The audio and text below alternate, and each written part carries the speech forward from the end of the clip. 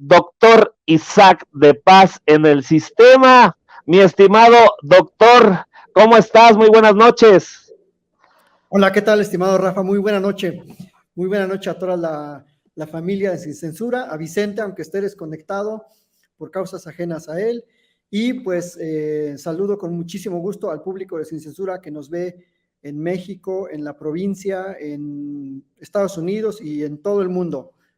Muy buena noche. Me dicen que también ya está en el sistema el doctor, el Ángel Valderas. Buenas noches, mi estimado. Rafael, buenas noches. Pues aquí a todo el mundo nos pasa que la tecnología falla. Creo que es una de las características esenciales. Perdimos temporalmente a nuestro buen Vicente, pero pues un saludo cordial a Isaac de Paz, que hoy nos toca compartir este espacio, y también gracias a ti, Rafa. Ya estamos listos para darle. Eso es todo, mi estimado profe Ángel. Mi estimada Alina, muy buenas noches. Me dicen que ya estás en el sistema. Hola, ¿qué tal, Rafa? Saludos a ti, a todos, al doctor Ángel Valderas, al doctor Isaac.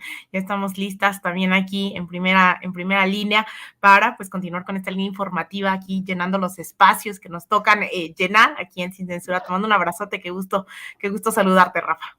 Al contrario, para mí siempre es un placer saludarte, mi estimada Alina. Y también me dicen, hoy tenemos mesa de lujo, porque está el queridísimo y compañero y amigo Eddie Small. Muy buenas noches, Eddie, ¿cómo estás?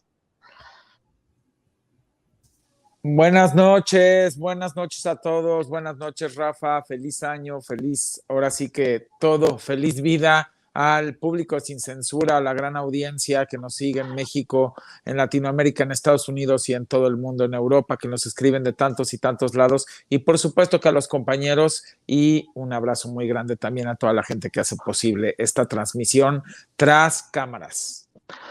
Perfecto, pues me indica la producción que ahora le voy a pasar la batuta a nuestra queridísima Alina Duarte para que ella siga conduciendo el programa. Yo me despido con mucho cariño con todos los compañeros, Isaac, Miguel, Alina, mi estimado Eddie Small. Les mando un fuerte abrazote a todos, que se la pasen súper bien y que pues sigan los éxitos de cada uno de ustedes. Les mando un fuerte abrazote a la distancia y pues a toda la gente linda que nos ve, que nos escucha en Sin Censura. Yo me despido y pues aquí queda nuestra queridísima Alina Duarte. Muy buenas noches.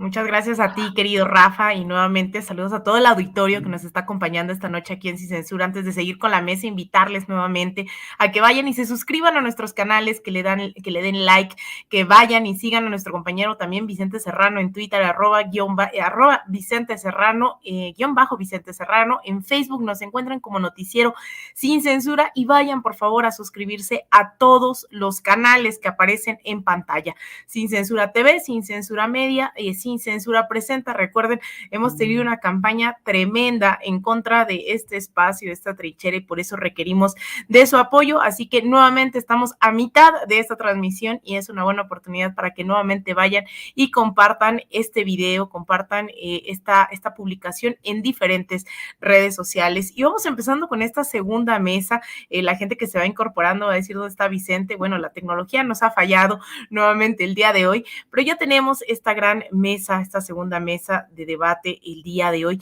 y vamos a empezar con este tema, estas declaraciones del presidente Andrés Manuel López Obrador estas mañanas, celebrando los programas de bienestar y da a conocer sus 3 deseos de año nuevo. Ya estamos a la vuelta de la esquina de empezar este 2022, a tan solo unos días, unas horas. El presidente López Obrador comenzó su mañanera hablando del balance de los programas de bienestar, los cuales dijo es lo que más le llena de orgullo, lo que tiene que ver más con la justicia social y lo humano. Aseguró que es orientar el presupuesto público, el dinero de todos, apoyar a la gente que más lo necesita, que esa es la esencia de su gobierno, dijo.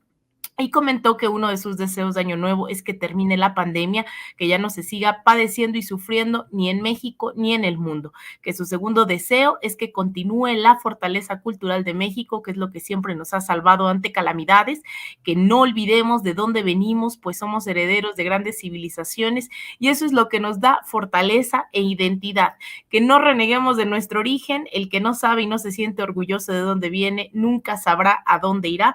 Y lo tercero, ahí va el tercer deseo es que haya menos pobres, que no falten los factores básicos de alimentación, que nadie padezca de hambre y que tenga para el estudio, para la salud, para la vivienda, desde luego el trabajo, el ingreso que alcance para lo indispensable y necesario, que todos seamos felices pensando que la felicidad no es acumular bienes materiales, sino estar con uno mismo, con nuestra conciencia y con el próximo. Determinó que este año nos fue mejor que su balance y que el que viene será todavía mejor, que no hay que perder la esperanza. Y comienzo con usted, doctor Ángel Valderas. ¿Cuál es su opinión de estas declaraciones ya a la vuelta de la esquina del 2022? Bueno, Alina, pues gracias que te estás echando la tarea de coordinar esta mesa de diálogo. Y bueno, yo quiero decir antes a Eddie Small que mi mamá está muy atenta, Eddie, porque es tu fan y ya me pidió que en su tableta aparezca Eddie Small y además le da mucho gusto que va a compartir con su hijo Ángel hoy los micrófonos. Así que está mi mamá en su casa, aquí en su departamento a un lado de mi casa, con su tableta viendo a Eddie. Un beso. Ándale, gracias, Eddie. Mira, Alina, pues no nos debe de sorprender, Isaac, Eddie, creo que Alina, creo que todos coincidimos. 2006, cuando se da el fraude electoral más documentado de la historia, cuando todas estas fuerzas neoliberales impiden la voluntad democrática del pueblo de México, que habíamos decidido en 2006 llevar a Andrés Manuel López Obrador a la presidencia. Su eslogan que hoy ha retomado, que no retomó en la campaña, pero que ha retomado ya en la presidencia, era por el bien de todos, primero los pobres.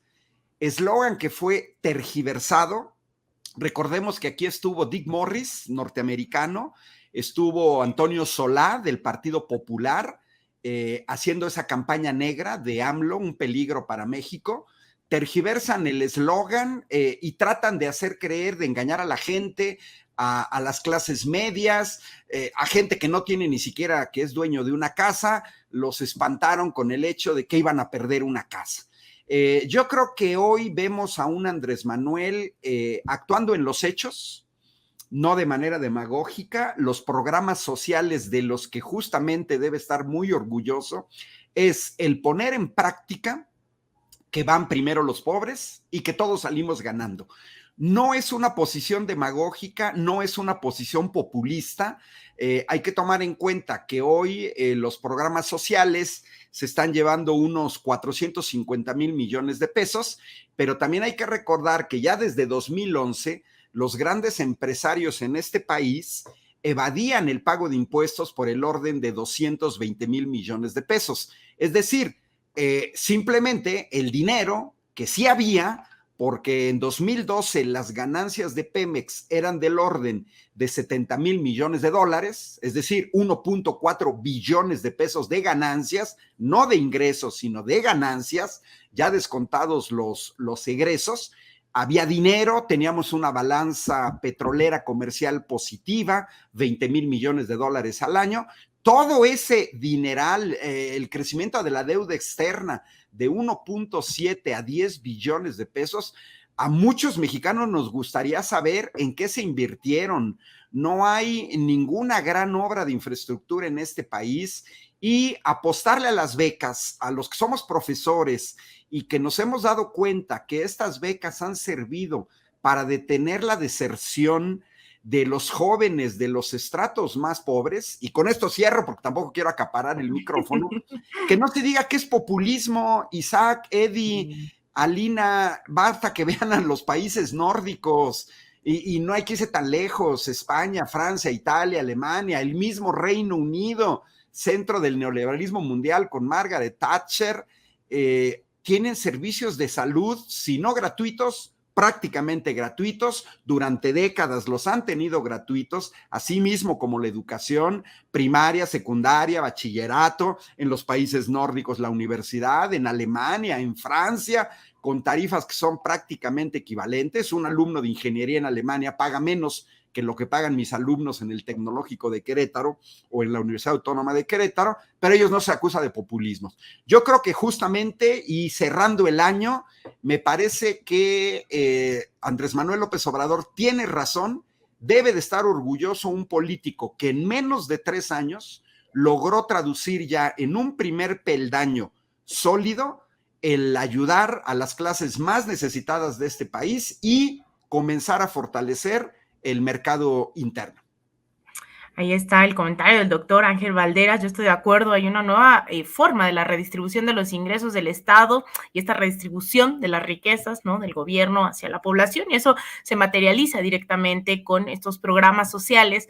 Pero el panorama, Eddie, ¿a ti te parece que coincides con este análisis, sobre todo pensando en estos deseos de año nuevo?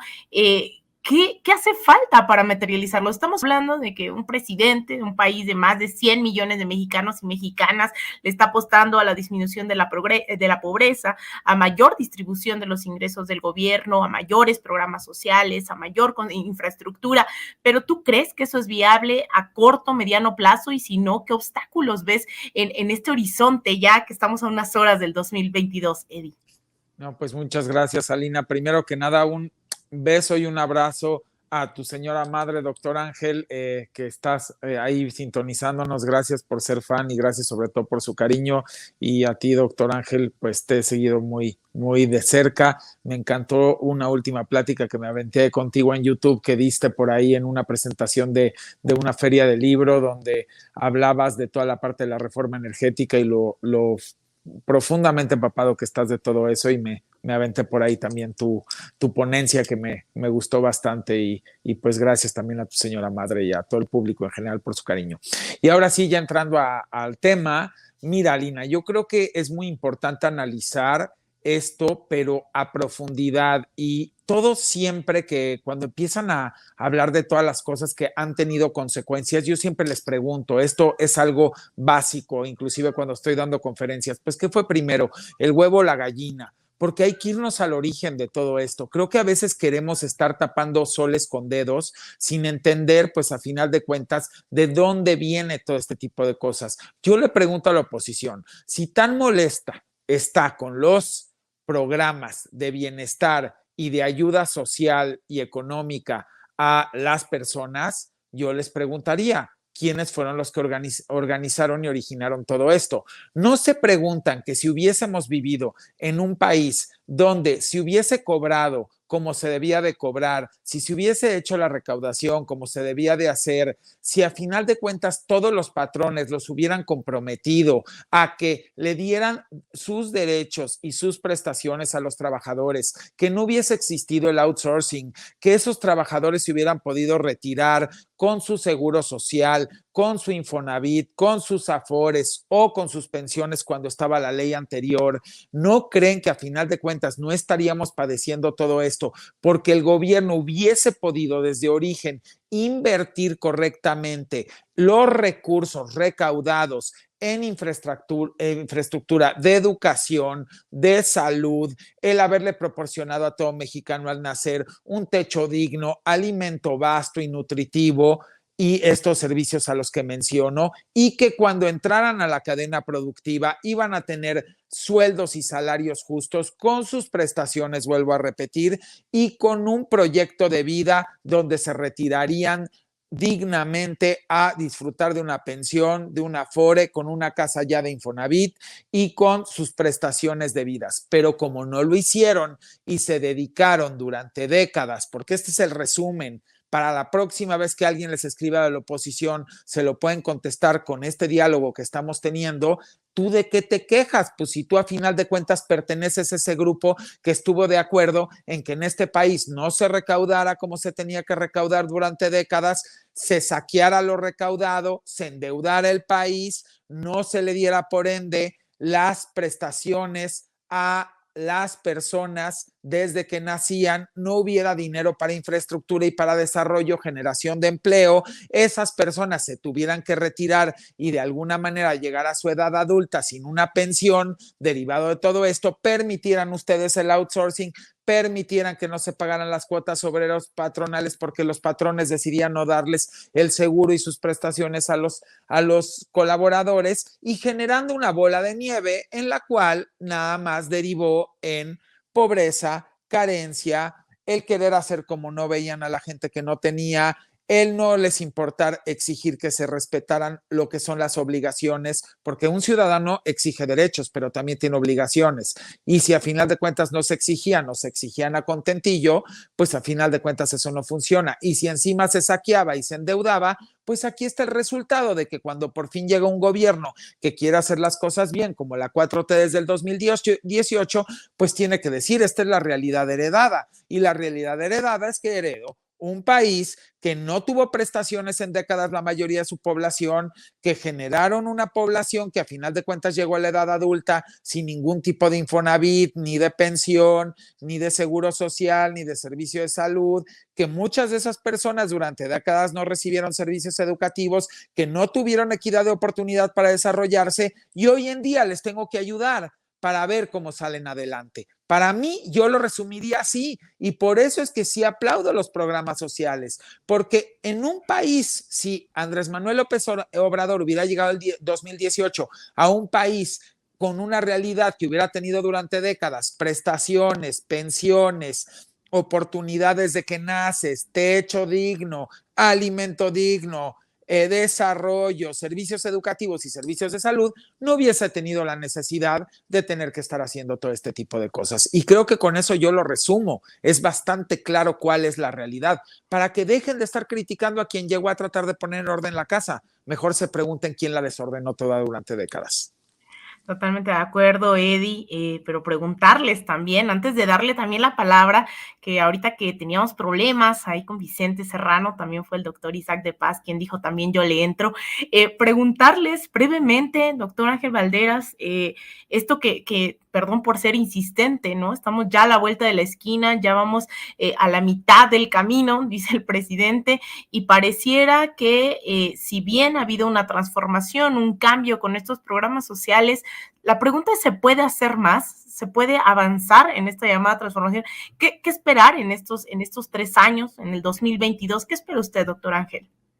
Mira, yo creo que la base está sin lugar a dudas en todo lo que heredamos de 100 años, 120 años de lucha, digamos, principios de 1900, finales del 1800, pues de todo lo que fue realmente el socialismo y el comunismo, que nos heredan a todo el mundo, pues en Asia, en América Latina, en Europa, una posibilidad en África, una posibilidad de plantearnos una convivencia no tan desigual, no de la que veníamos de la época feudal, no de la que veníamos de las monarquías. Ha sido una lucha, unas vencidas entre un capitalismo salvaje que en su fase más globalista fue el neoliberalismo, y por otro lado la resistencia pues de los pueblos indígenas en América Latina, de las poblaciones autóctonas en África, pero también de los grandes sindicatos y de los partidos de izquierda en Europa, en Canadá, en Estados Unidos. Recordemos que ahí viene la jornada laboral de 8 horas, estos sindicatos que tratan de formarse en Walmart, en McDonald's, en estas cadenas, porque de alguna manera recuperan siempre esta aspiración a lo colectivo, a la colectividad, que no quiere decir la colectivización, sino a una distribución de la riqueza que permita a todos un desarrollo humano. ¿Qué falta por hacer, Alina? Falta mucho. Hay que tomar en cuenta que dejaron un país con una deuda externa que le ha quitado al gobierno de la 4T 750,000 millones de pesos en el pago de intereses de la deuda externa. Es un dineral. Con eso se habrían podido financiar el doble de programas sociales. Pero mira, Andrés Manuel está apostando a mantener el mercado interno. Eddie Small, lo recuerdo cuando compartíamos los domingos en las transmisiones de Sin Censura, él ha explicado muy bien esta parte económica. Si esto se estabiliza, si los adultos mayores tienen un mínimo para poder comprarle a la tiendita de la esquina sobrevive, y si la tiendita de la esquina sobrevive, necesita productos, necesita más productos que los va a comprar en una central de abastos, en una central de distribución, y más o menos todos salimos ganando.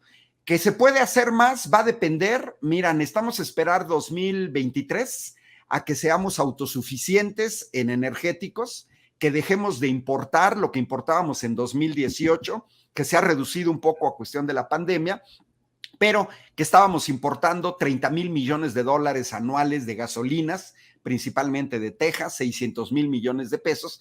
Entonces, se podrá hacer más en la medida en que se siga actuando con eficiencia, en la medida en que siga saliendo menos dinero del país, en la medida en que los grandes inversionistas mexicanos no saquen su dinero de México y lo inviertan, en la medida en que crezca una nueva clase empresarial que le apueste al país y no a ser siervo de empresarios extranjeros, a recibir órdenes de ExxonMobil o de Iberdrola. Yo creo que en esa medida se podrá hacer más. Pero mira, todo tiene un límite. Yo soy ingeniero, entre otras cosas enseño ingeniería mecánica. Hay un límite de elasticidad, tampoco se puede hacer todo, tampoco somos una gran potencia como China, somos un país que importa el 96% de la tecnología que consuma, pero una vez que se termine el Tren Maya, el corredor logístico Salina Cruz Coatzacoalcos, y que se termine la refinería de Dos Bocas, yo creo que el país va a tener más dinero si los empresarios siguen manteniendo su posición de pagar los impuestos que merecen, si hay una mayor distribución de la riqueza y si logramos que más jóvenes no emigren a los Estados Unidos, no abandonen sus estudios, creo que se podrá hacer algo más. También necesitamos un cambio regional y creo que sí lo vamos a ver en las próximas elecciones, que ya están a la vuelta de la esquina en 2022. Mi pronóstico es que Morena gana como mínimo 4 gubernaturas más y de alguna manera eso también va a aumentar la coordinación regional con el gobierno federal. Ahí está, este pronóstico, estas expectativas, no solamente el 2022, sino de esta segunda mitad del sexenio, ya lo decía el doctor Ángel Valderas, la elasticidad tiene límites, no se espera, no podemos estirar del todo, ¿no? Esas expectativas, eso que tenemos sobre la mesa. Sin embargo, Eddie, pues ya estamos en una segunda mitad, ¿no? Ya están las cartas sobre la mesa, ya se ha notado también incluso la disputa interna, por así llamarlo, dentro del gobierno, hacia afuera. No dejemos de lado no solamente la correlación de fuerzas a lo nacional y las próximas elecciones, sino que además de las gubernaturas, tenemos elecciones regionales y que también México ha jugado un liderazgo regional en América Latina y el Caribe, pensando en escenarios como la CELAC, pensando en el tema de la pandemia, que también es uno de los deseos de Navidad del presidente Andrés Manuel López Obrador, que se acabe la pandemia, esta relación con Argentina, también hacia otras latitudes. ¿Qué espera Eddie Simol en este 2022 en México o tal vez en la segunda mitad del camino? ¿Qué espera Eddie Simol? Yo más que decir espero, analizo y proyecto. Esa es la forma en la que de alguna manera me eduqué desde muy joven y es todo que sea en base a proyecciones, hasta para hacer un plan presupuestal en una empresa, para hacer un plan de ventas, para hacer un plan de gastos, para hacer un plan de inversiones. Entonces, más que esperar lo que proyecto y a cómo se ve la tendencia y las variables, es que cada vez México va a crecer de alguna manera ya su economía porque venimos de una etapa de recuperación.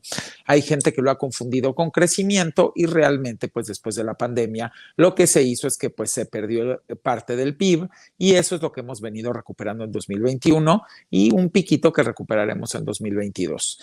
¿Qué sucede? Tenemos algo que es inevitable y que aunque la oposición ha sido muy crítica, es reconocer que todas esas remesas que nos llegan, por supuesto que se vuelven parte del circulante y de la economía y de la cadena productiva en el país. Y por ende, lo que podría yo decir con esto es que vamos a seguir viendo un crecimiento porque eso va a seguir sucediendo, porque la economía también de Estados Unidos está creciendo y cada vez que crece más, pues hay más oportunidad de que llegue más dinero a nuestro país. Por el otro lado, también lo que podría yo platicarles es que si vemos las métricas, ahora sí que macroeconómicas, pues habla de realmente algo muy sorprendente después de una pandemia. A ver, ponerse a pensar que después de una pandemia el país está con un peso fortalecido, con la mayor cantidad de reservas en Banco de México, con un una balanza comercial sorprendente, cada vez más a favor de México, que eso también es algo muy positivo. Por el otro lado, también pues reconocer este tema de la deuda con una pandemia, traer estos niveles de deuda que traemos, el seguir pagando por adelantado deuda como lo ha venido haciendo Andrés Manuel López Obrador, porque de eso se habla poco, pero valdría la pena recuperar que hace 2 semanas justamente se recuperó y se pagó una parte por adelantada de esa deuda también del país, y que él estuvo decidido a mantener a flote la economía interna y no estar pide como fuera una locura en cualquier pandemia, como lo hicieron otros países. Pero aparte, una cosa muy sorprendente, son muy pocos los países que pueden realmente enseñar y mostrar que aumentaron su recaudación durante una pandemia. Quisiera que lo vean, quisiera que hicieran un comparativo a los que les interesa analizar y no tanto bla, bla, bla, sino verlo con métricas, como somos prácticamente un país ejemplo en el tema de recaudación durante una pandemia. Y eso también debe de reconocerse tanto al gabinete, tanto a los funcionarios que trabajan en ello, como al presidente. Entonces, creo que se habla mucho, pero es muy importante hablar de cifras cuando se está queriendo emitir una opinión, sobre todo que tiene que ver con números y variables. Entonces, si me preguntan qué espero, no es que espero. Lo que les puedo proyectar es que México empezará en el segundo semestre del 2022 ya un franco crecimiento en el PIB, ya después de haber recuperado lo de la pandemia. Tendrá por muchas razones crecimiento, por el tema también de los planes de infraestructura, por el tema de que en el momento en que empezamos nosotros a dejar de importar gasolinas en el 2023, que ya será mucho más factible, en ese momento, en vez de estar pagando la ganancia porque comprábamos la gasolina con ganancia de lo que no las vendían, hoy al revés, hoy vamos a vender gasolina con ganancia. Entonces, imagínense ustedes que pagaban a lo mejor $10 por algo que valía $7 y $3 eran utilidad a quien le compramos la gasolina, y hoy en día lo vamos a poder vender a lo mejor a 8, pero a lo mejor nos costaba 5, ya aquí fabricada en México, y va a ganar el erario o Pemex o a donde vaya esto, $3. Entonces, con eso, pues puedes hablar que el gobierno empezará a tener mucho mayor flujo de caja, entre muchas cosas más que están sucediendo. ¿Por qué? Porque entre más el gobierno tenga flujo de caja por mayor recaudación, por planes de infraestructura que empiezan como esto de los energéticos a cobrar utilidad y que de alguna manera ya se maneja una utilidad, pues va a tener más dinero para la inversión. Con eso podrá hacer más planes de infraestructura, más programas sociales enfocados también a generación de empleo, y con esto empezamos con un ciclo muy interesante en la economía. Y si aparte invitamos a los grandes, chicos, medianos, empresarios a generar una industria donde el pago de los sueldos sean dignos y realmente eso detone todo el tema de la cadena productiva y la cadena de valor en economías ascendentes, pues lo que sucederá es que al país le puede ir increíblemente bien. Porque han hablado mucho la oposición de, ¡ay, está desapareciendo la clase media! Les digo, ¿quién está desapareciendo la clase media?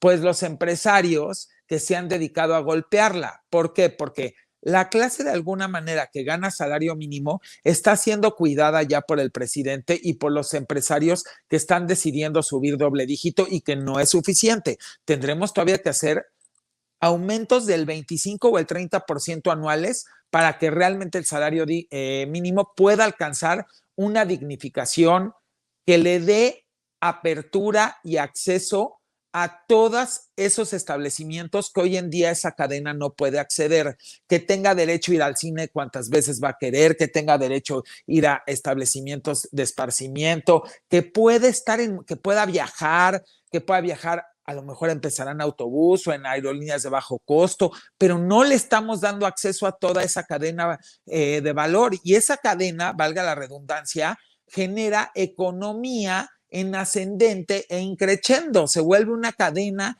productiva que va haciendo economía de escala, y eso es lo que no se ha entendido. ¿De qué nos sirve que las grandes fortunas estén guardadas en bancos donde no se vuelven productivas y no se vuelven economía de escala, si las podrían poner a trabajar pagando sueldos más dignos y a final de cuentas esas personas que reciben ese dinero de alguna manera en increchendo, van y lo vuelven a gastar, los empresarios ganan más dinero, a lo mejor con un poco de menor margen de utilidad, pero dando mejores sueldos y mejores oportunidades a sus colaboradores, cosa que no están haciendo. En la pandemia, los empresarios a la clase media les bajaron 25-30% el sueldo y muchos todavía no se los igualan y les quitaron prestaciones. Entonces yo me pregunto, con esta inflación global que estamos viviendo y que no va a terminar y que en el 2023, porque en el 22 va a seguir y en el 23 no va a volver a regresar a niveles de 3% globalmente, más vale que los empresarios empiecen a tomar más en serio el tema de darle mejores prestaciones y sueldos a sus colaboradores, porque ese dinero vendrá de regreso para ellos en ventas y de esa manera podrán seguir creciendo sus negocios y vamos haciendo una economía que va creciendo y el PIB crecerá. Entonces, y va a crecer las exportaciones y las empresas van creciendo más y vamos haciendo más infraestructura, el gobierno recauda más, como si lo está invirtiendo bien por primera vez y no lo está saqueando, hay más infraestructura, hay más programas sociales, hay más servicios educativos, hay más servicios de salud, ahí nadie pierde. Y con eso resumiría todo. Entonces no es lo que espero. Esa es la realidad de México, siempre y cuando se lleve a cabalidad. Y aquí todos llevamos responsabilidad. Perfecto, Eddie, a favor de la dignificación de la fuerza laboral en este y todos los países.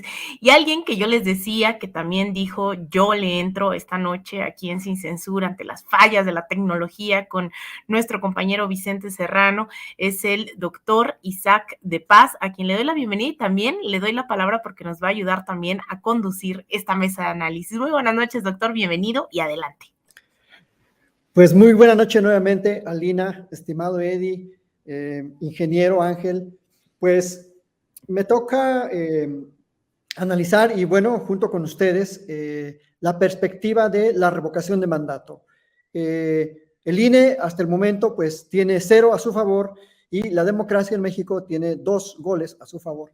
Ya el Tribunal Electoral del Poder Judicial de la Federación, la Sala Superior, dijo y ratificó lo que ya había dicho el más alto tribunal de México, que es la Suprema Corte, que la revocación de mandato y este procedimiento constitucional tiene que ir para adelante, o sí, no le da margen al INE, tiene que hacer sus ajustes presupuestales, tiene que justificar cómo lo va a gastar esos 1.200, nada más ni nada menos que 1.200 millones que dice el INE que no le alcanzan.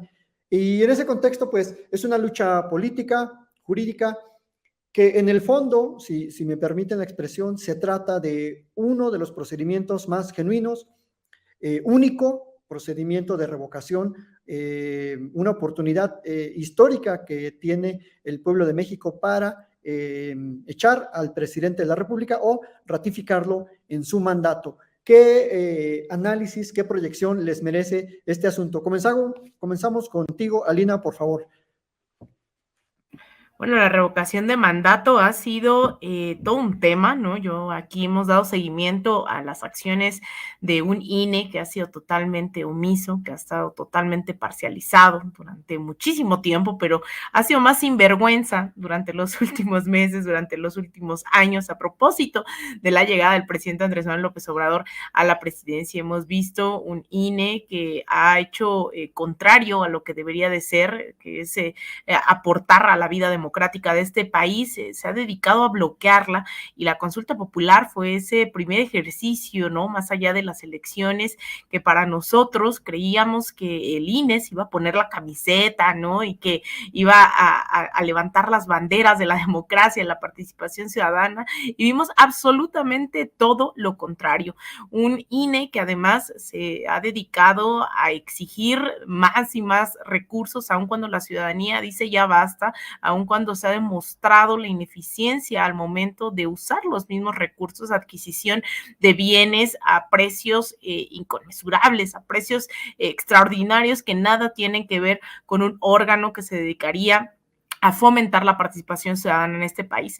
Ahora vimos una Suprema Corte de Justicia que también le puso un alto y le dijo, oye, la revocación de mandato va, a pesar de todas estas discusiones inventadas totalmente por un organismo como el INE, tratando de justificar que se estaban pasando la ley por el arco del triunfo.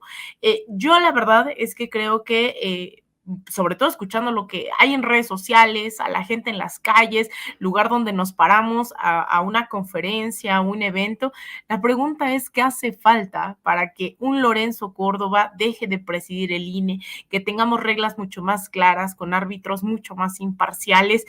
Yo creo que ahí está el medio del asunto, ¿no? Estábamos hablando hace unos momentos de los deseos para el 2022, yo creo que desearía, ¿no? En ese sentido, yo ahí sí, que todas y todos nos organizáramos, siguiéramos construyendo esas instituciones que nos merecemos, que nos representen, que nos ayuden a fortalecer todo este sistema democrático, pero la verdad es que es lamentable, yo ya se me acabaron los adjetivos para hablar de un Lorenzo Córdoba que de plano no entiende, un Ciro Murayama, ¿no? Que están ahí férreos, pero además es importantísimo evidenciarlo no solo en el país, sino también a nivel internacional, porque creo que muchos medios de comunicación que se han centrado en una presunta batalla entre el Ejecutivo y el INE, como para justificar cualquier tipo de artimaña, y sobre todo eso lo hemos visto en otros procesos democráticos en la región, que vienen y usan este tipo, ¿no? de pantallas, este tipo de pretextos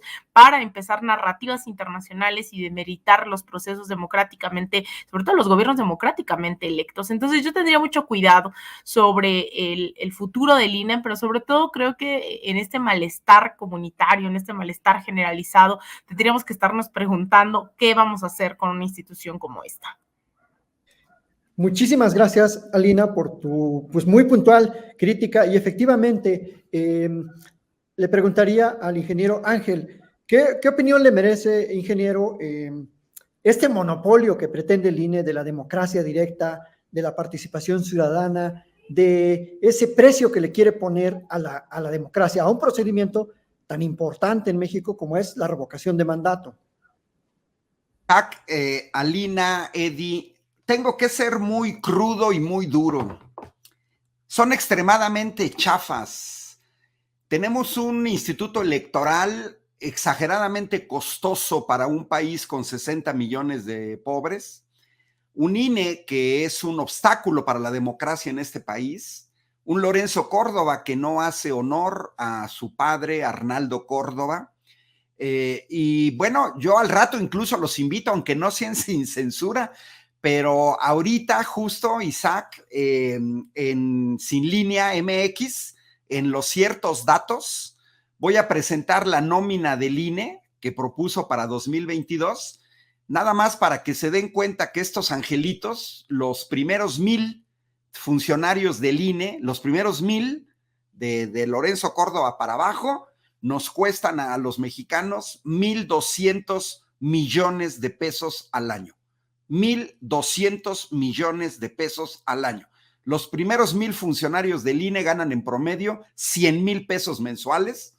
No los ganamos los profesores universitarios, aunque tengas licenciatura, maestría, doctorado, seas miembro del Sistema Nacional de Investigadores. Es una verdadera exageración. Tienen, para que se den una idea, los consejeros del INE, unas prestaciones sociales que no existen para los trabajadores en México, como una llamada protección al salario. Así, protección al salario.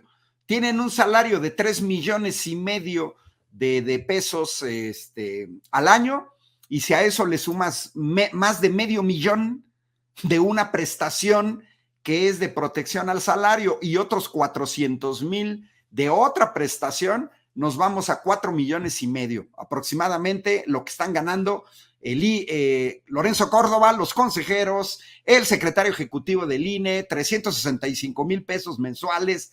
Vergüenza total en un país con 60 millones de pobres. Vean ahorita a las 8, de 8 a 9 voy a estar en Sin Línea, en ciertos datos, y voy a desmenuzar esta nómina del INE, porque es verdaderamente vergonzoso. La democracia participativa, precisamente la democracia formal, siempre nos ha pedido a los ciudadanos: votas y te vas, votas y te callas, votas y las decisiones las tomamos nosotros, diputados, senadores, regidores, síndicos, presidentes municipales, gobernadores. Votamos por ellos y luego hacen lo que quieran. Y nos vemos dentro de 3 años. No, no es así. Hay países como Suiza, como Italia. Italia lleva 74 referéndums en los últimos 74 años. Lleva uno por año. Y Suiza más. Y Suiza tiene una larga tradición de más de 100 años de referéndums. Y en América Latina hay referéndum revocatorio. Nuestro país es kafkiano. Es verdaderamente kafkiano. Quienes deberían estar promoviendo la participación en el referéndum revocatorio es la oposición, pero la oposición nos está demostrando que no está a la altura de un país que quiere ser democrático como México, porque lo que prefiere es construir noticias falsas, denostar, mentir, calumniar, y en eso se la pasa. Yo les diría tranquilamente a la gente de la oposición, ahí tienen un instrumento que la 4T le está dando a todas las oposiciones: un referéndum revocatorio. Si lo hubiéramos tenido con Calderón, lo habríamos mandado a su casa, y lo mismo con Peña Nieto y lo mismo con Vicente Fox. No lo teníamos, ya lo tenemos. Yo, a diferencia de Alina, yo nunca vi al INE, no confío en el INE. Mis matemáticas, mi demostración del fraude electoral de 2006, mi análisis de datos del fraude de 2006, el más documentado de la historia, me hizo tremendamente escéptico del INE. Me tocó palpar con mano la manipulación del voto popular. En ese tiempo era el Instituto Federal Electoral. Quedó tan desprestigiado que le cambiaron de nombre y piensan que ya por INE ya no lleva todas las cargas del IFE. No, yo no tengo ninguna confianza en este tipo de instrumentos, desgraciadamente. No les debemos nada en 2018, no les tenemos que agradecer que no se haya hecho fraude electoral masivo. Sí se dio en algunos estados de la República, cerraron los ojos ante los gastos masivos de Enrique Peña Nieto, de Samuel García en Nuevo León en 2021, sobre eso no dicen nada. Entonces, pareciera que tenemos un INE que le está poniendo obstáculos a la democracia. Si se bajaran el precio a la mitad, se podrían ahorrar 600 millones. Y cierro con esto, porque igual no quiero apropiarme del micrófono. Miren, el INE tiene 20,000 millones de pesos de presupuesto aproximadamente, 19,700 para 2022. Son los mismos que tuvo en 2021. Según los mismos datos del INE, en 2021 se gastó más de 7,000 millones de pesos en los procesos electorales. Bueno, quítenle esos 7,000 y quiere decir que en 2021 el INE funcionó con 13,000 millones de pesos. Ojo al dato. Son datos del INE, datos del INE. Se gastaron 7,000 millones en los procesos electorales de 2021. Quiere decir que todas sus demás actividades, todas, se gastaron 13,000 millones. Y hoy nos dicen que 20,000 millones no les alcanzan. A ver, si ya tienes 13,000 millones y con 13,000 millones te alcanza, ¿por qué con 7,000 millones, esos por los 20,000 millones te alcanzó para elección en los 300 distritos electorales federales, en los 672 distritos locales, en las más de 2,400 presidencias municipales y además en una consulta popular sobre el juicio para expresidentes y 15 gubernaturas? 15. ¿Te alcanzó el dinero, Lorenzo? Consejeros del INE, ¿les alcanzó el dinero? Les alcanzó. Y hoy, que nada más en vez de 15 gubernaturas van a ser 6 y que tienen el referéndum, dice que no les alcanza. Es una verdadera vergüenza. Estos señores del INE, y son principalmente los consejeros, la totalidad de consejeros del INE, que la verdad dan pena ajena, no están a la altura histórica de lo que merece el pueblo de México.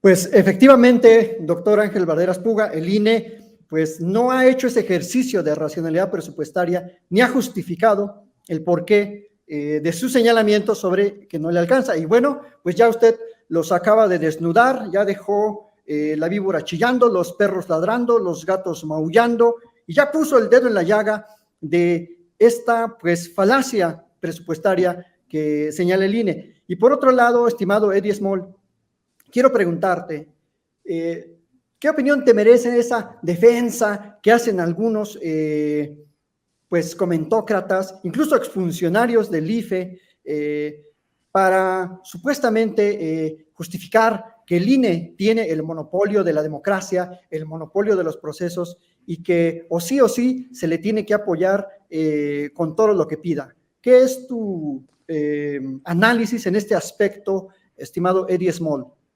Bueno, yo lo que creo y más que creer, pues que he analizado es que a final de cuentas es simplemente producto de una manipulación, está todo desvirtuado. Esto no tiene que ver absolutamente nada con presupuestos.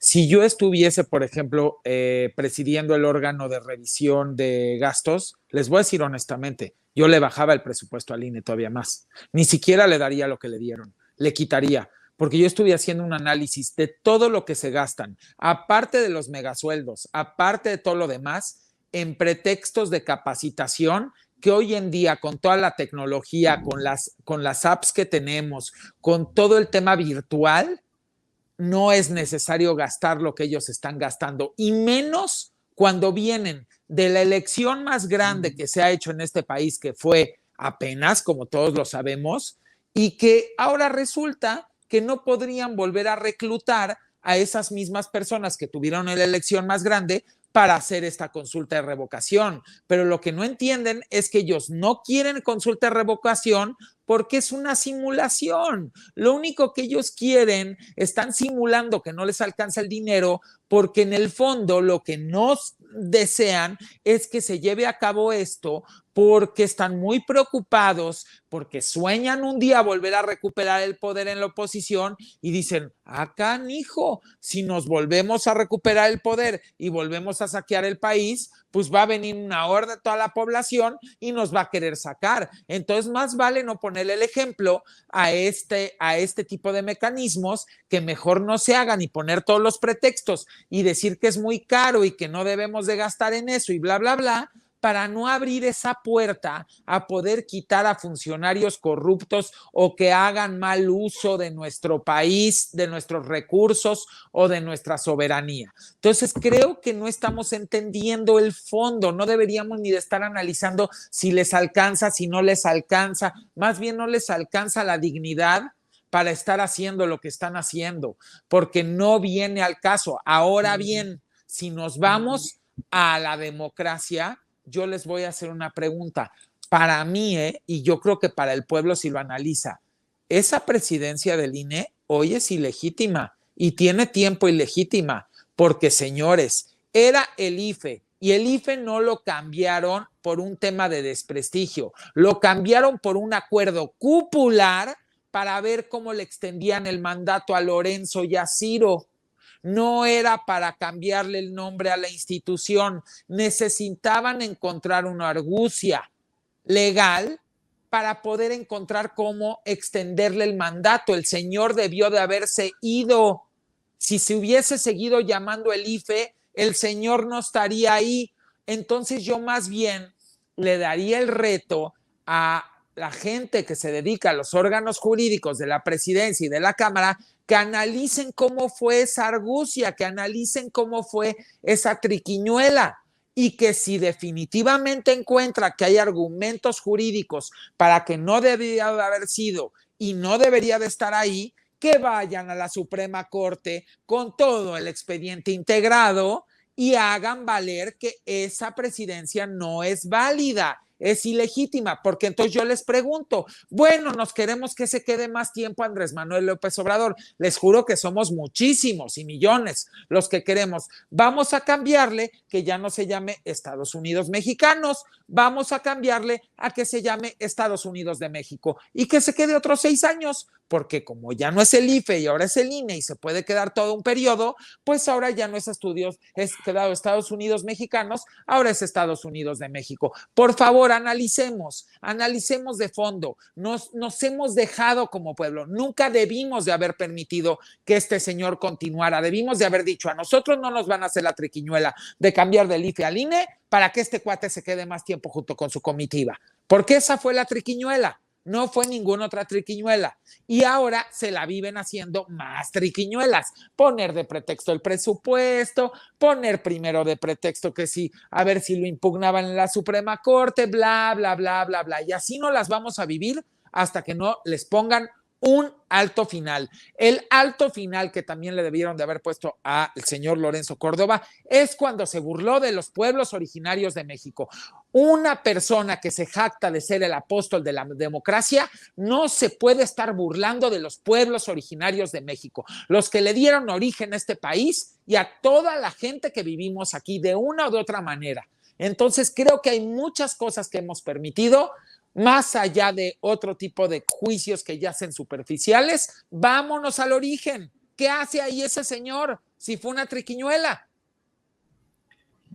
Junto con las triquiñuelas, estimado Eddie, de la ampliación también del mandato de Edmundo Jacobo Molina, el secretario general del INE, que es quien maneja toda la organización, todos los dineros y quien, pues de alguna manera con esta mayoría de consejeros que intentaron aplazar la revocación, pues justifica ese grave dispendio de bonos, de comilonas, de pues gastos suntuosos, hasta en restaurantes, para estos funcionarios que ganan, como ya lo dijo el doctor Ángel Valderas, pues como ningún funcionario público en México, y pues ganan muchísimo sin una justificación, como tú bien dices, constitucional, porque debieron terminar su periodo en el 2014 cuando cambió a INE, y con esta chicanada legal pues les ampliaron el mandato, y la siguiente chicanada fue también ampliarle el mandato a los integrantes de la sala superior en el 2016, y como bien dices, mucha gente no recuerda, muchos, aunque protestamos y criticamos la decisión, pues en aquel momento nadie se rasgaba las vestiduras por las ampliaciones de los mandatos, y en cambio claramente se vio la medida tendenciosa de los medios de comunicación cuando se le intentó ampliar el mandato administrativo al señor presidente de la Suprema Corte de Justicia de la Nación, que era un mandato meramente administrativo, y se le fueron encima. Entonces, en efecto, hay un monopolio de la supuesta democracia en la que ellos creen y de la cual pretenden que el pueblo no participe. Alina, tu comentario en este aspecto, ¿qué visualizas tú como un resultado de la revocación de mandato, más allá de los porcentajes y, como dice Eddie, de lo formal, en la sustancia, en el fondo? ¿Cuál es tu análisis en este aspecto, Alina, de la revocación que se va a llevar a cabo? A ver, yo creo que el tema de la revocación nos está poniendo a prueba también con este nivel de politización, de concientización de lo que implican este tipo de procesos y herramientas que no solíamos ni tener ni hacer uso de ellas durante muchísimas décadas, ¿no? En América Latina ya se ha experimentado en muchísimos tipos de referéndums, de consultas populares, de ejercicios de consulta hacia la población, sea en materia electoral, sea en materia de construcción de megaproyectos, sea de referéndums revocatorios, incluso, ¿no? Se llegó un momento también en algunos países que en ese momento eran las constituciones más avanzadas, en el 99 en Venezuela, después la constitución en Bolivia, en Ecuador. Estas también planteaban los referéndums en temas de tratados internacionales, es decir, vamos un poco atrás en el tema de esto, generalmente ponen de ejemplo la Unión Europea y demás. Yo creo que hay ejemplos mucho más valiosos en las últimas 2 décadas en toda América Latina, paulatina, y en ese sentido, como una herramienta también de movilización, ¿no? Y de concientización, del despertar de la gente, a mí me parece sumamente llamativo que estas herramientas generan ya un éxito en sí mismo. El poner a debate una administración que goza del apoyo de casi el 70% de la población en este país, a mí me parece inaudito, pero sobre todo hay que pensar para qué se está haciendo. No solamente es el tema de generar pues un precedente a los gobiernos que puedan llegar a venir en un futuro, sino también hay que pensarlo como si hay algún deseo de fortalecer este proceso, que era un poco a lo que yo iba, ¿no? Preguntando qué veían venir, qué analizaban sobre la segunda mitad de este sexenio.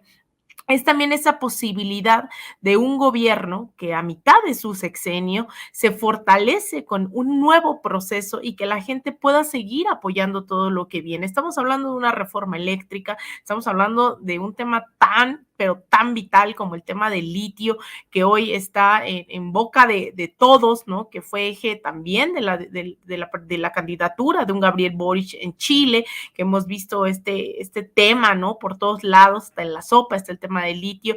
Se vienen procesos también muy importantes en este país de cara a esta segunda mitad del sexenio, y yo creo que la revocación de mandato permite también fortalecer, y es eso a lo que le tiene miedo la oposición electoral, a un gobierno que sea confirmado, ratificado por una población que le acompaña tanto en las urnas, pero que también está el reto de la movilización popular, de seguir ocupando las escuelas, las fábricas, con discusiones, con nuevos proyectos. Entonces, ahí vamos a ver el éxito de esta ronda, que yo creo que ya se ha superado las firmas que se requerían, hay más candados en esta ley de la consulta popular, de la ley de consulta de participación ciudadana, en donde se establecen los porcentajes de las firmas que tienen que venir de ciertos estados, ¿no? El 3% del padrón electoral.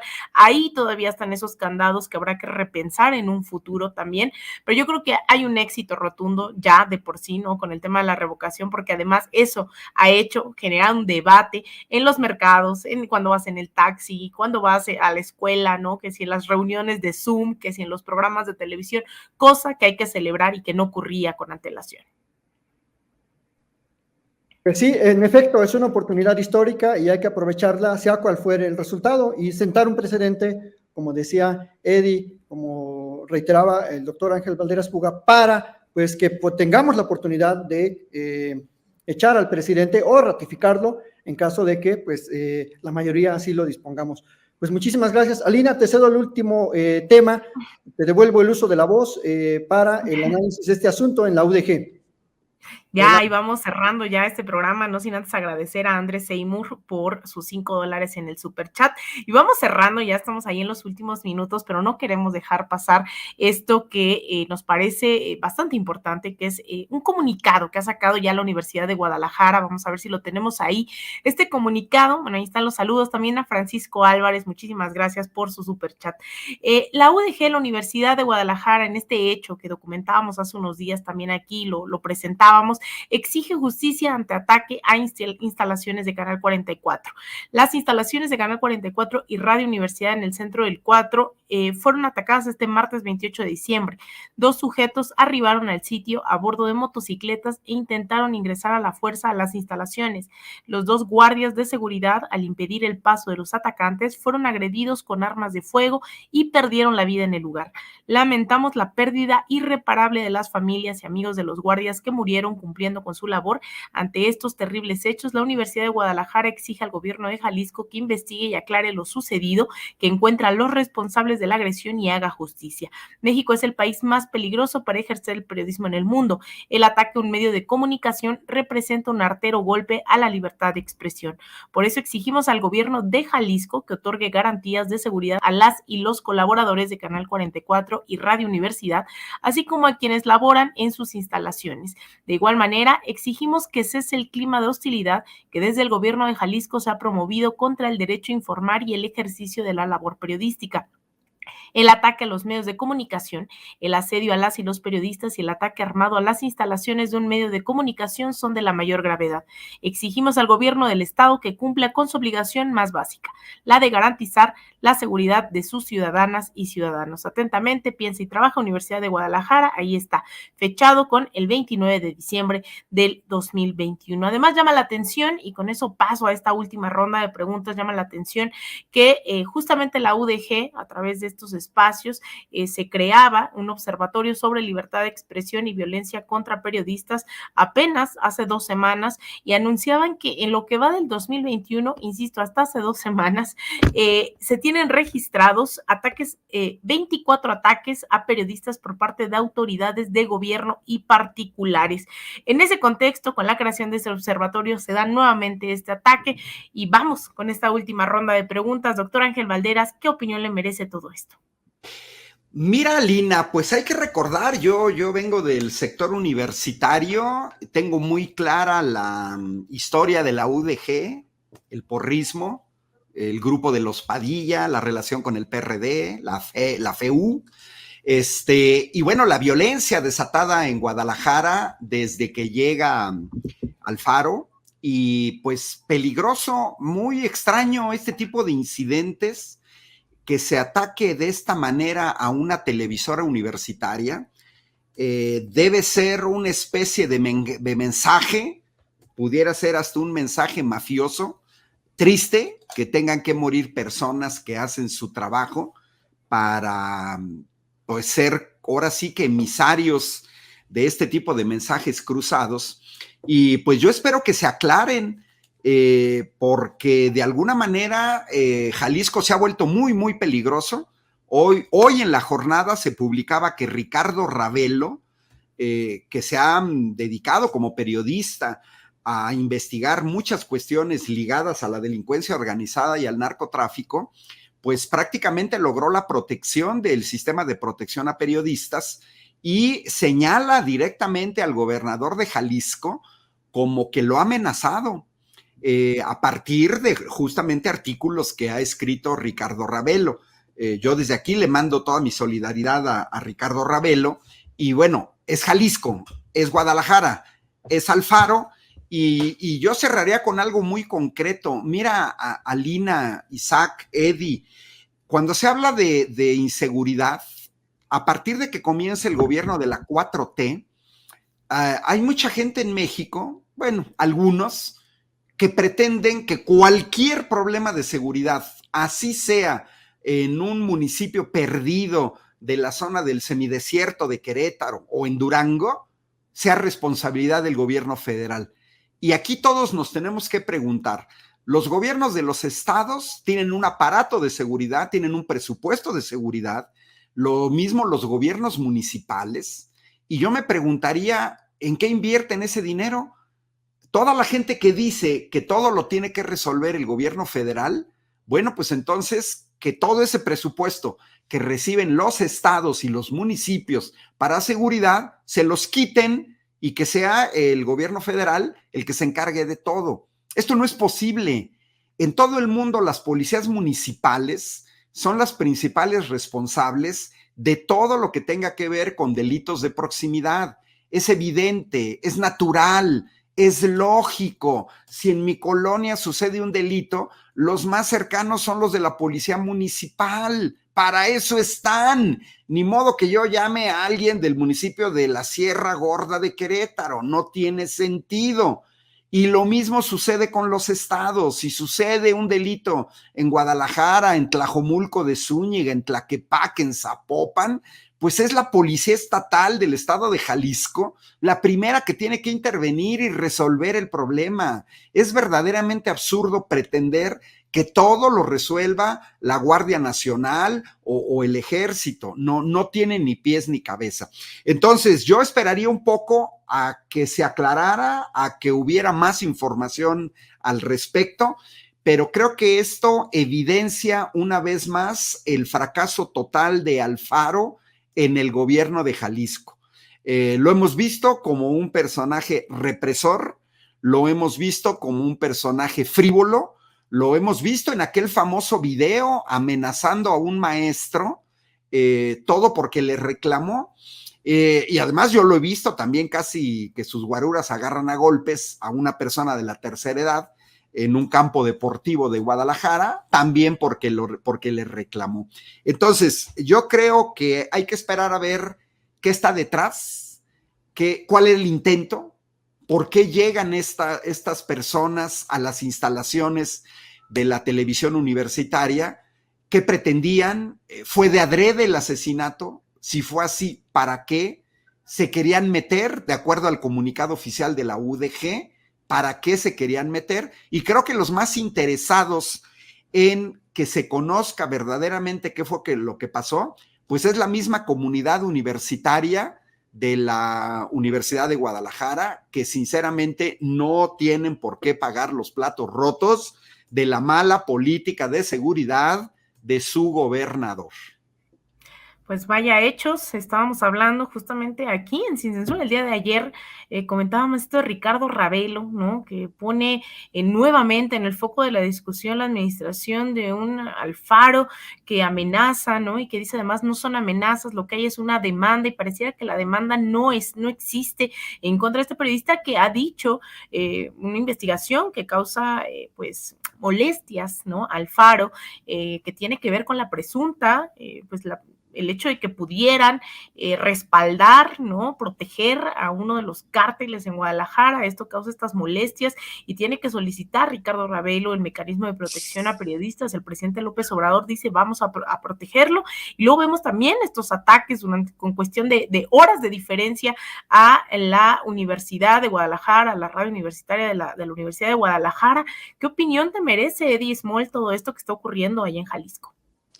Pues primero que nada, mi solidaridad a todas las personas que en este país y en el mundo pierden algún familiar por este tipo de cosas, porque yo creo que lo más importante siempre es velar por la seguridad y la integridad física, emocional y moral de las personas. Y a mí sí me da mucha tristeza cada vez que escucho eso y no creo que tenga que ver de qué lado sea o quién sea, sino que todos tenemos que tener y garantizarnos el derecho a la libertad de expresión, a la libertad de tránsito y a ser seres humanos verdaderamente libres en el sentido de mente, cuerpo, alma y expresión. Entonces, a mí me duele mucho, desde aquí mis sinceras condolencias para ellos y para todo ser que está pasando por un momento así de difícil.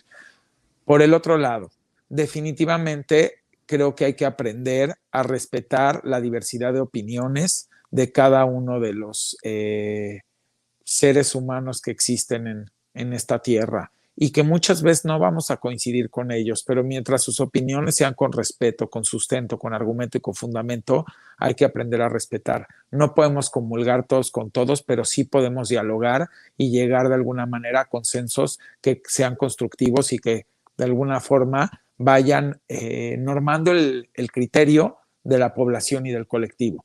Entonces, este tipo de represiones, este tipo de, pues podríamos decir, de amedrentar, porque pues desde mandar, hay gente que le mandan anónimos, que cartitas, que esto, que el otro, que lo amenazan, que tantas y tantas historias que vamos escuchando, pues simple y sencillamente es deleznable. Queremos un país libre. Creo que lo ha dicho muy claramente el presidente Andrés Manuel López Obrador, es por lo que ha pujado desde que empezó su lucha hace muchísimas décadas y no quita el dedo del renglón. Así que lo que puedo decir es que si detectamos que en algún, por ejemplo, en este caso, si estamos detectando que en cierto gobierno estatal está habiendo este tipo de manifestaciones, pues yo creo que tiene que haber realmente un castigo y el castigo no tiene por qué ser físico, el castigo puede ser de alguna manera solidarizarse entre todo el gremio universitario y todo el gremio periodístico y por una semana no asistir a las conferencias mañaneras del líder del que se trate que esté reprimiendo o que esté oprimiendo o que esté amedrentando y creo que con eso el líder entenderá que si quiere tener cobertura de los medios y se agarra de ellos para poder difundir sus planes y sus proyectos, pues que a final de cuentas también les debe un respeto y les debe la obligación de asegurarse que tengan todo tipo de garantías que van a ser respetados como todo ser humano, como todo mexicano, y vuelvo a repetir, como todo ser humano de esta tierra.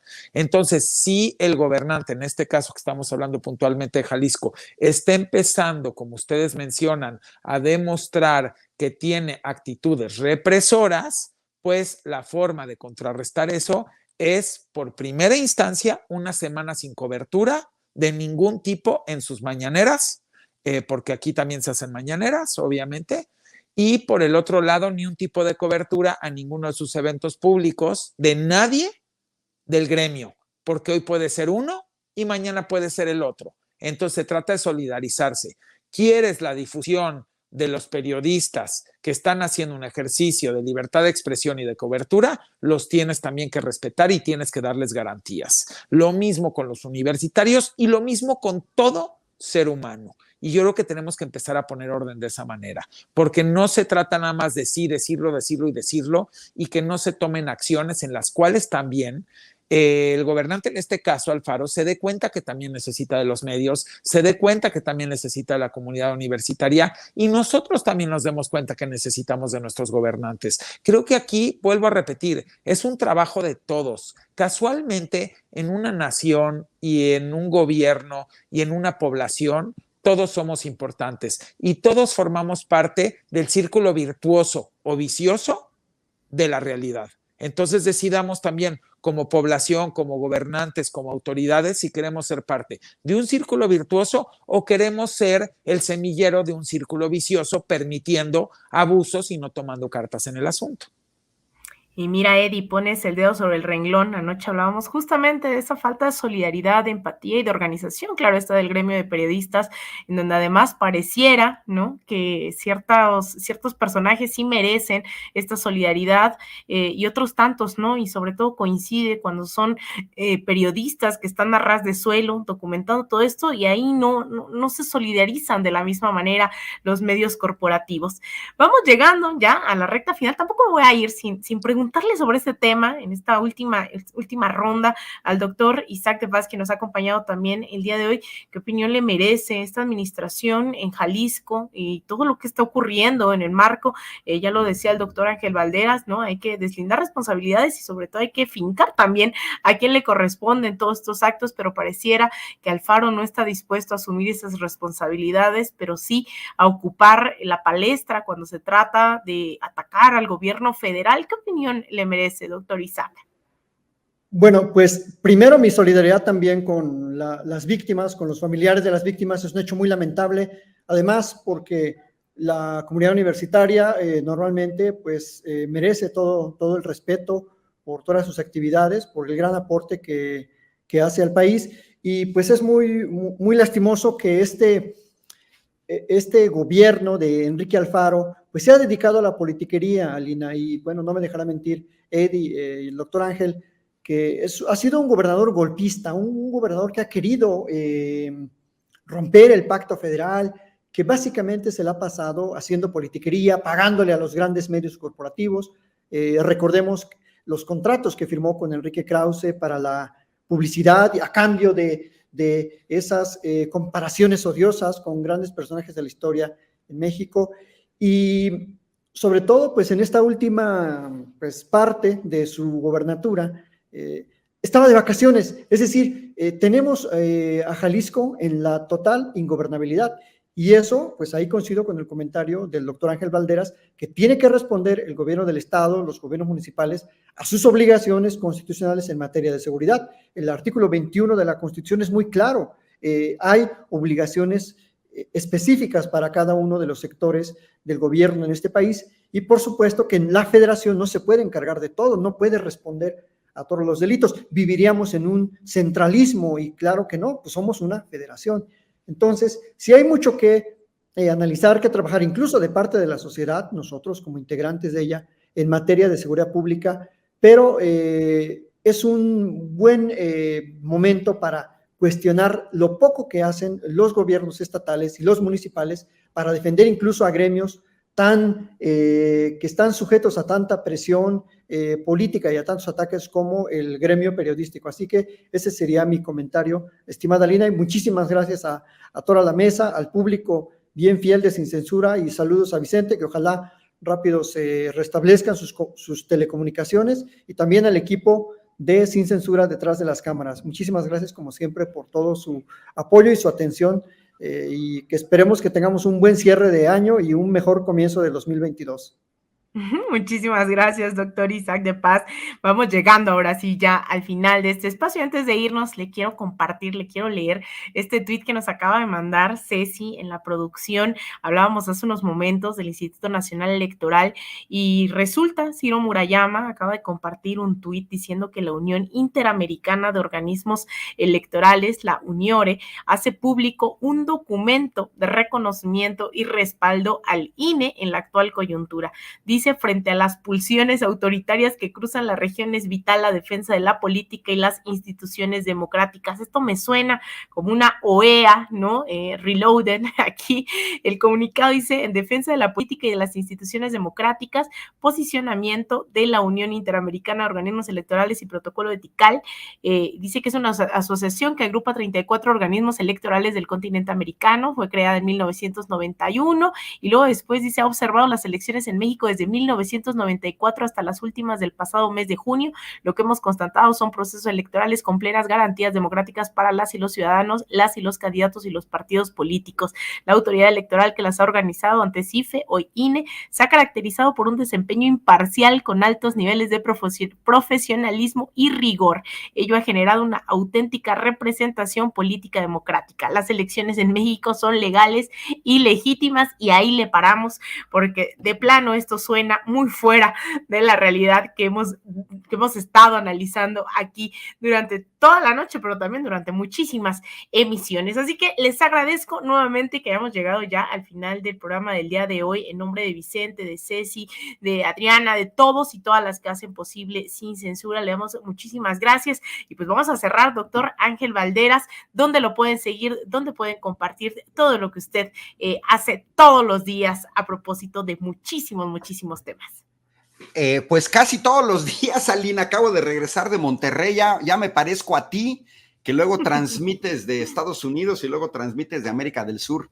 Yo me ando moviendo por México, voy a estar en la península de Yucatán la semana próxima. Estoy dando una serie de pláticas sobre la reforma energética.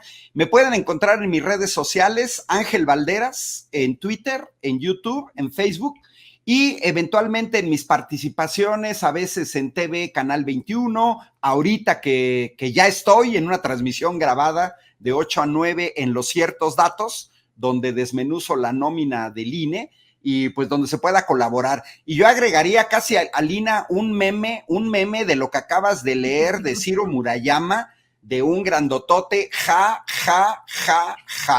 Desde 1994, elecciones imparciales en México. Yo jamás había oído en mi vida hablar de este organismo, pero digo, con el fraude electoral de 2006, el más documentado de la historia, que no nos vengan con cuentos, y digo, nunca vieron las tarjetas Monex. Muchas gracias, Alina, muchas gracias a Eddie por haber saludado a mi mamá. Muchas gracias a Isaac de Paz. Como siempre, pues aquí estamos tratando de elevar la calidad del debate. Gracias, Alina, por haber sustituido a Vicente. Y nos vamos a estar viendo por aquí en Sin Censura. Apoyen a Sin Censura Media, Sin Censura Presenta, Sin Censura TV. Necesitamos todos mantener este tipo de canales de comunicación. Un gran abrazo de feliz año, Alina, y como puedes ver, pues mi gato no me dio mucho espacio hoy para la transmisión.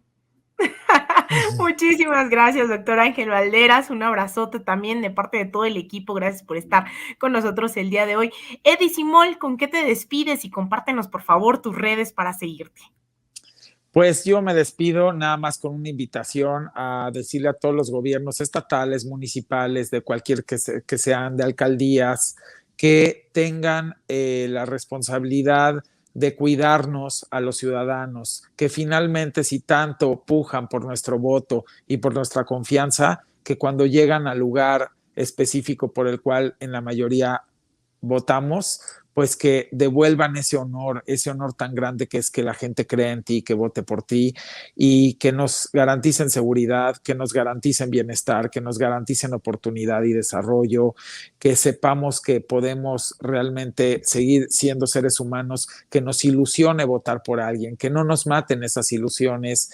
Y por el otro lado también, como nosotros como población, pues también reconocerle a los gobiernos cuando hacen cosas buenas, de donde sean, de cómo sean, porque creo que eso también es importante, señalar por supuesto cuando algo no está bien, pero también aprender a reconocer sin filias y fobias cuando algo está bien hecho y cuando hay algún gobernante que sí quiere hacer las cosas bien por la gente y por su país, porque a final de cuentas yo sí creo que pues el querer estar en un puesto público es por amor a tu país y por amor al prójimo. Y es increíble cuando vemos, por ejemplo, a un presidente que se para a las 4 de la mañana y a veces se duerme a las 11, 12 de la noche. Guerrero incansable que está sábados y domingos trabajando y todo por la pasión de servir a su país y a su población. Ojalá y se replique por miles y miles y miles ese tipo de servidores públicos en cualquier puesto en el que estén, así sea en una ventanilla, así sea atendiendo como autoridad, como policía, como bombero, como juez, como ministro, como servidor público, como secretario, como presidente municipal, como lo que sea. Creo que es precioso el poder de alguna manera abrazar a la población por medio de tu servicio y creo que ese es el gran servicio público y también de nuestro lado poderlo reconocer. Y por el otro lado, pues mandar un abrazo, un muy feliz año para todos, todos, todos en la audiencia, sea en México, Latinoamérica, Estados Unidos, Europa y Asia. Gracias por habernos visto todo este año. Que Dios los llene de salud, de bendiciones, de prosperidad y de amor, siempre en compañía y en abrazo con sus seres queridos. Gracias a nuestros compañeros, doctor Ángel, Alina, Isaac, a Vicente, a Ceci, a Adriana, a todos los que están en la producción, frente, atrás, a todos los demás colaboradores que forman esta barra tan importante de opinión en Sin Censura. Gracias a todos, yo los amo, los quiero mucho, que Dios los bendiga. Síganme en el Twitter @edismol y en el Instagram @edismol _es oficial, los dos con su palomita azul, los demás pues es gente que ha querido abrir cuentas con mi nombre y no soy yo, tiene que tener la palomita azul para que realmente sea yo. Y muchas, muchas gracias, y Alina también a ti, gracias por este esplendidísimo espacio que tuviste y que lograste de alguna manera cubrir muy bien, muy digno a nuestro querido Vicente Serrano. De verdad que qué buenas tablas han agarrado todos en general. Y pues un abrazo con mucho cariño. Un abrazote, Eddie, millones de gracias a Edismol, muchísimas gracias por acompañarnos el día de hoy, por mantenerse ahí firmes en esta transmisión. Muchísimas gracias al doctor Ángel Valderas, al doctor Isaac, también a Rafita Herrera, quien nos estuvo apoyando ahí tras control. Les mandamos un abrazote y pues bueno, nos vemos ya entrando seguramente en el 2022. Un abrazote. Ahí está, pues llegamos ya al final de esta emisión. La gente seguía preguntando dónde está Vicente.